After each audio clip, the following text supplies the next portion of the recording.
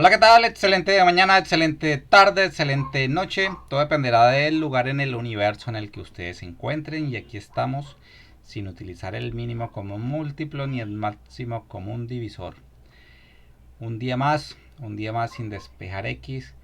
Hoy hablaremos de por qué los vagos del colegio crean empresas. O los más vagos del colegio son los que terminan creando empresas. Curiosamente, esto ocurre y es un poco como místico, ¿no? Como que uno creería que los más aplicados, los más nerd, por llamarles así, los más juiciosos, son los que crearían las empresas y son como los que están al frente de todo, por así decirlo. Pero no, pasan los años y con el tiempo uno se da cuenta y se encuentra. Lo curioso es que se encuentra a los más desaplicados del colegio. Y cuando uno va, regresa al ayuntamiento, regresa al pueblo, regresa al sitio, curiosamente son los que están en la política, son los que tienen el supermercado, los que tienen ciertos comercios. Y entonces uno dice, bueno, ¿y dónde están los aplicados, los que tenían las supernotas, los que no prestaban la tarea?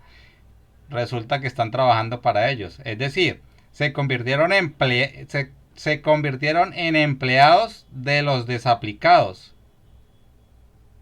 de los más vagos, por así decirlo. Entonces uno dice como que bueno, pero aquí ¿qué pasó? ¿Qué es lo que está pasando? ¿Por qué los más vagos del colegio ahora son empresarios? Y los más juiciosos, los que no fallaban con la tarea, resultaron siendo empleados de estos más vagos. Resulta que hay como ¿cómo decirlo? Hay pruebas y hay una situación que es cierta, y es que los más desaplicados son los que toman riesgos. Digamos que cuando uno toca fondo, pues ya de ahí para abajo no hay nada más. Ya solo queda impulsarnos e ir hacia arriba. Los desaplicados les pasa exactamente eso. Ellos tocan fondo y pues lo que les queda es arriesgarse a montar una empresa, a hacer lo que sea, pero digamos que no tienen como esos prejuicios de que no lo puedo hacer, que ir a la gente, porque pues la gente ya ha dicho muchas cosas de ellos. En el colegio los han echado, en el colegio los profesores les han dado durísimo, los coordinadores, los rectores, todo el mundo los han desechado, por así decirlo. Son los malos, son la oveja negra. Digamos que a uno lo colocan como ejemplo. No se vaya a convertir así como era Julanito de Tal. Usted tiene que hacer la tarea, tiene que sacar buenas notas. Y uno creería, bueno, con eso ya tienen el éxito asegurado con las buenas notas. Pero resulta que no es así. Cuando usted va al banco a pedir un crédito, no le piden buenas notas. Curiosamente no les interesa usted qué puesto ocupaba en la primaria o en la secundaria, no les interesa eso. Les interesa la habilidad para usted generar riqueza o generar dinero. Eso sí les interesa a las entidades financieras. Pero no les interesa si ustedes, si ustedes lograban calcular el mínimo común múltiplo ni el máximo común divisor. No les interesa para nada. Recuerden que Thomas Alva Edison, fue un caso ejemplar, ¿no? Al tipo cuando era niño, prácticamente el profesor le envió una carta a la mamá, es decir, a la mamá de Thomas Alva Edison, indicándole que, pues como que no se desgastara con el niño, que el niño o sea, tenía un retraso de aprendizaje y que pues no se desgastara ni los desgastara a ellos porque el niño no tenía capacidades para aprender cosas. Esa fue la carta que le envió el docente, imagínese, un docente, a la mamá de Thomas Edison. Y la mamá efectivamente le hizo caso y lo retiró del colegio y ella misma educó al niño. Le enseñó a leer, a escribir, matemáticas, bueno, todo lo básico, por así decirlo. Y ya el resto ya es historia, ustedes ya conocen pues quién es este personaje. Si no conocen, pues lo pueden buscar en internet quién fue Thomas Alva Edison. Entonces, así hay una cantidad de historias. Simón Bolívar, igual.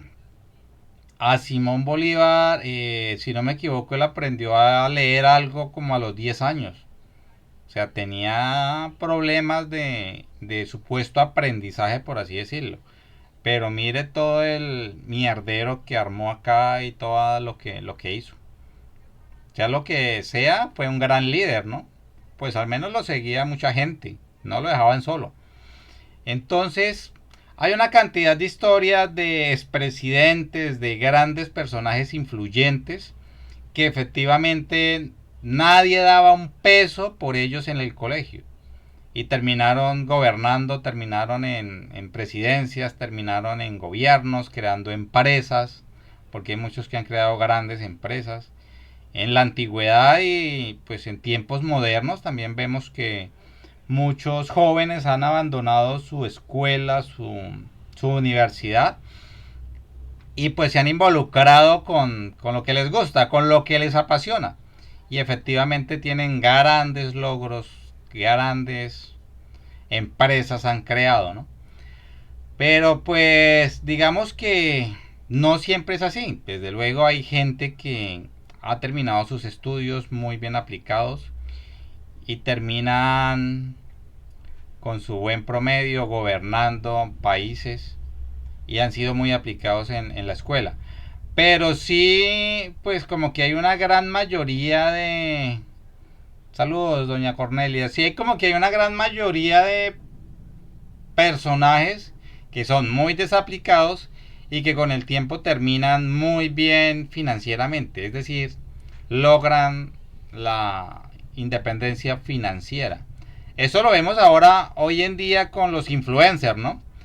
Los influencers, digamos que nadie da un peso por ellos, pero curiosamente hacen mucho dinero. Y al comienzo se les critica y se les da durísimo y ya con el pasar de los años ya son los empresarios. Ya cuando los entrevistan ya es con más, digamos que con más respeto, por así decirlo. Saludos, José. ¿A qué te dedicas? ¿Dónde vives, José? Entonces con el pasar de los años las cosas cambian.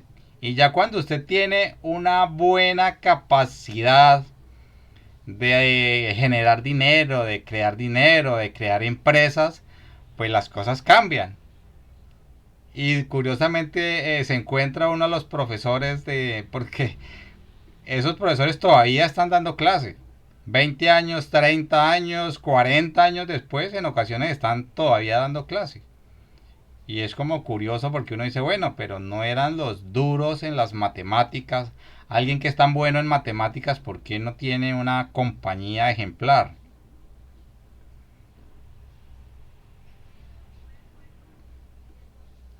Esa es una tabla de planchar. Sí, entonces por acá nos preguntan, ¿por qué crees que los vagos progresan? Prácticamente porque toman riesgos. Lo que no hace un joven aplicado que siempre va a tener como que siempre va a colocar en duda y siempre va a ir a la fija, ¿no? Los más aplicados siempre van a la fija. No quieren equivocarse porque si se equivocan son castigados, igual lo que pasaba en el colegio. Si usted lleva malas notas, son castigados y son reprobados, creo que le llaman. Entonces, los pelados inteligentes, los que tienen buenas notas, no quieren tomar riesgos. Mientras que los más vagos les importa un bledo, por así decirlo. Ellos toman riesgos, se avientan con un negocio, se avientan con otro.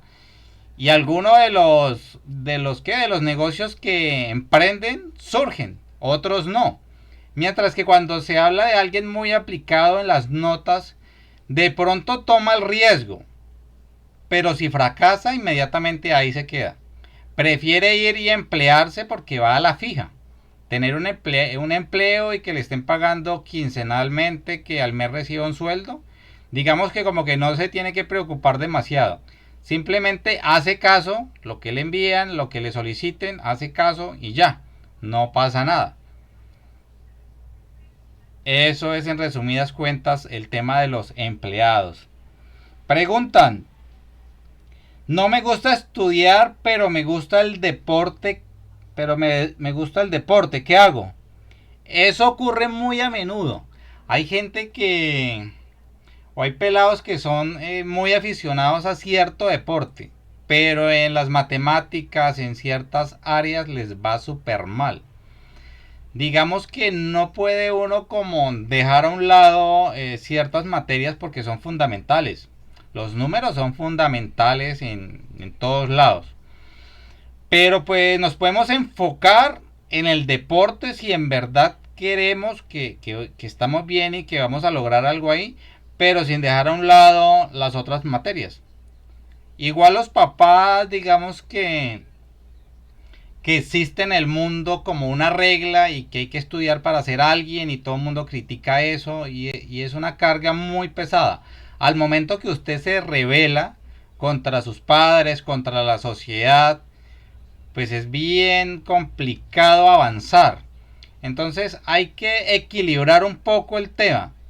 No tener las mejores notas no pasa nada, pero sí hay que avanzar con el tema de las calificaciones y a la vez si está enfocado en un deporte, en una arte, la música, en la actuación, qué sé yo, fútbol, cualquier tipo de deporte, pues meterle la ficha a eso y hacer como una especie de negociación con los papás, ¿no? Como que venga, déjeme practicar mi deporte, yo le saco buenas notas, no las mejores, porque no me gustan esas clases, porque estoy en desacuerdo con dichos profesores, pero entonces permítame hacer mi deporte y yo manejo un promedio relativamente bueno. Eso creo que puede funcionar, ¿no? Porque no se me ocurre así. Dejar por completo la escuela y aventurarse al deporte, pues como que también trae sus contras. Y además que sumémosle que el deporte es un intervalo de tiempo que de 15 a los 25 30 años. Ya de ahí en adelante ya usted es un viejo para todos los deportes, por así decirlo. O el 90% de los deportes ya usted es un viejo y no da el ritmo, por así decirlo.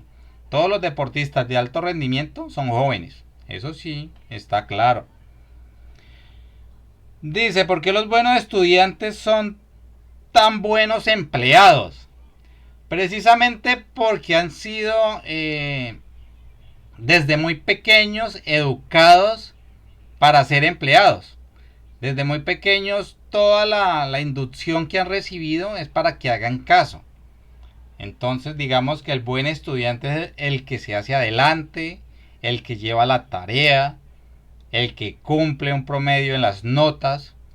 Y cuando se es adulto, pues prácticamente es lo mismo. Se cambia el colegio por el trabajo.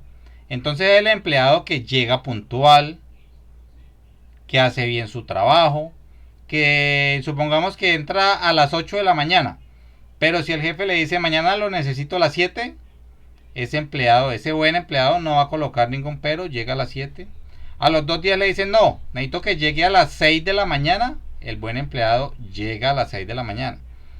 Es decir, si usted le dice al jefe no voy a llegar porque mi horario es de 8 a 5 de la tarde, ya usted deja de ser buen empleado.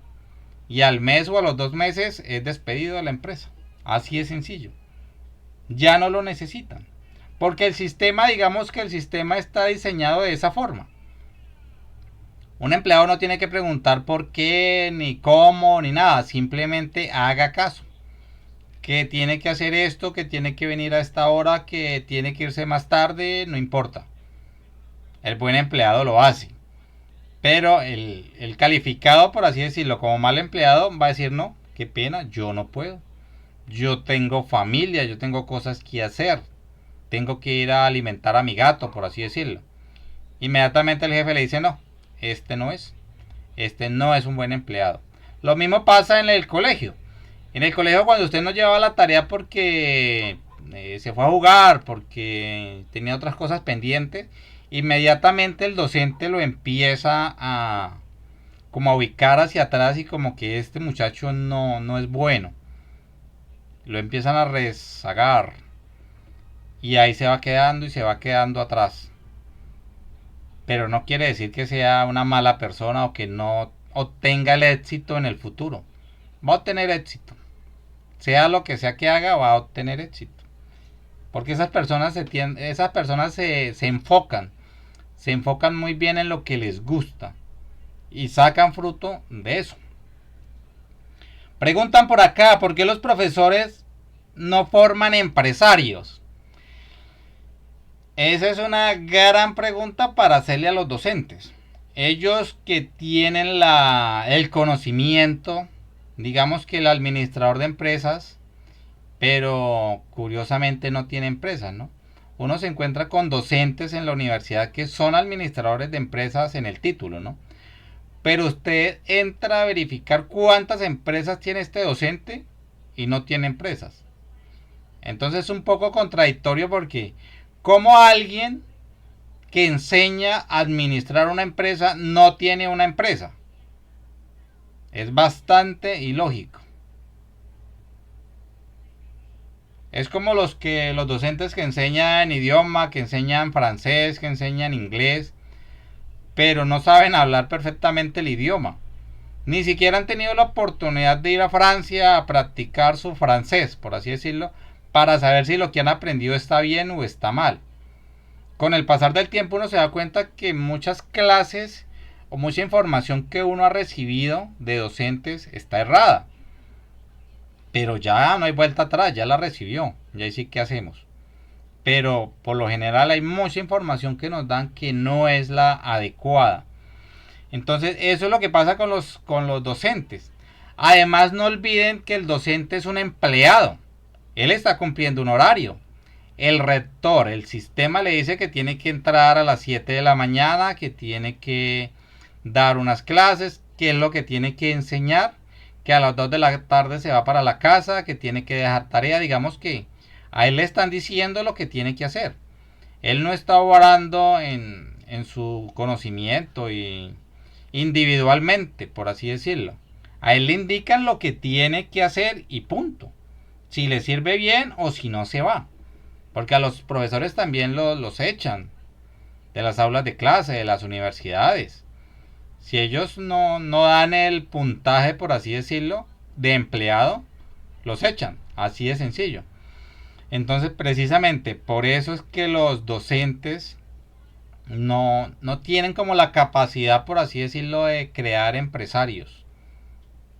La mayoría de empresarios se han creado solos o también por ayuda de sus familiares o sus padres. Usted por lo general nunca ve el hijo de un empresario siendo empleado, a menos que sea empleado de su propia empresa. Pero usted no ve los hijos de los empresarios trabajando en call center o cosas así. Eso no ocurre. Digamos que ellos tienen una formación desde el hogar y ellos salen muy bien instruidos para generar empresas, para facturar, para crear cosas, para innovar. Lo que no le pasa al resto de personajes. Preguntan, ¿crees que se debe cambiar el sistema educativo? Pues hay que reformarlo. Tengan en cuenta que el sistema educativo es un sistema prusiano, le llaman, que fue creado en el norte de Europa, por allá por los lados de Alemania y países aledaños. Fue creado el sistema prusiano. Y ese sistema se creó específicamente para crear empleados. Por eso es que las aulas de clases se parecen tanto a una empresa, a un sitio de trabajo. Está el tema de la campana, el timbre, está el tema de la ubicación de las sillas, el tema de los supervisores, que en las aulas pues sería el profesor, ¿no? Entonces digamos que ese sistema fue realizado, fue inventado y modificado para eso, para crear empleados para que trabajaran en empresas de los empresarios. Básicamente fue eso. Que se ha ido modificando un poco como para que no sea tan brusco, por así decirlo, y que los estudiantes no critiquen. Pero básicamente fue eso. Si nos remontamos a la antigüedad, tiempos remotos, la gente no iba a escuelas o a universidades. El que en verdad quería aprender era a base de libros, de bibliotecas, de monjes. De ahí era que se adquiría el conocimiento. Pero no estaba el tema de las escuelas. Ya en cierto tiempo fue que los empresarios dijeron como que no, necesitamos preparar a los futuros empleados. Primero para que hagan caso. Y segundo, les vamos a enseñar cosas básicas. Para que ellos no pregunten, no cuestionen, o sea, que tengan el conocimiento básico y sean unos buenos empleados. Entonces se inventaron el sistema prusiano, que prácticamente es lo mismo que estamos viviendo en estos momentos. La primaria, la secundaria, la universidad, prácticamente es eso. Eso fue un invento para generar empleados y generar empleados que hagan caso. Esos son los buenos empleados, por así decirlo. Listo, amigos, dejamos ahí por el momento. Ya mañana tendremos otra nueva versión de otro tema igual o similar.